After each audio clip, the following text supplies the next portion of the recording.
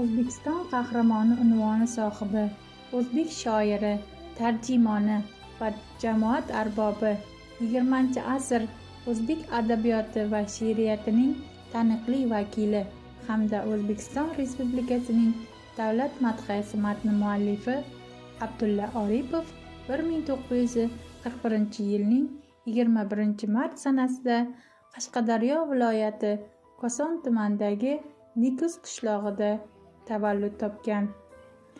Abdulla Oripov 1958-yil o'rta maktabni oltin medal bilan tamomlagach, Toshkent Milliy universiteti O'zbek filologiyasi fakultetining jurnalistika yo'nalishiga o'qishga kirgan.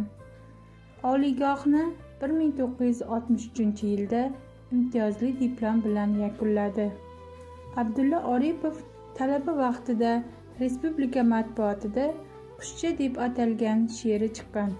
Shundan keyin Abdulla Oripovning ketma-ket munojotni tinglab, Birinchi muhabbatim, Bahor, Kuz, Saraton, O'zbekiston, Atella, Sarob, Dengizga malomat toshlari kabi bir qancha she'riy to'plamlari nashrdan chiqqan.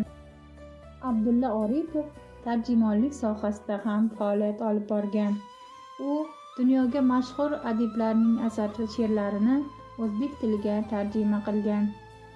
Abdulla Oripov 1983-yil O'zbekiston xalq shoiri Do'stlik ordeni, Xalqlar do'stligi ordeni bilan mukofotlangan. 1998-yil O'zbekiston qahramoni unvoni, 2015-yil Italiya yulduzi ordeni, Xalqaro oltin yulduz ordeni mukofotlari bilan taqdirlangan. Abdulla Oripov 2016-yil 5-oktyabrda uzoq vaqt davomidagi kasallikdan so'ng AQShning Texas shtatida vafot etdi. Shoir Toshkent shahridagi Chig'atoy qabristoniga dafn etilgan.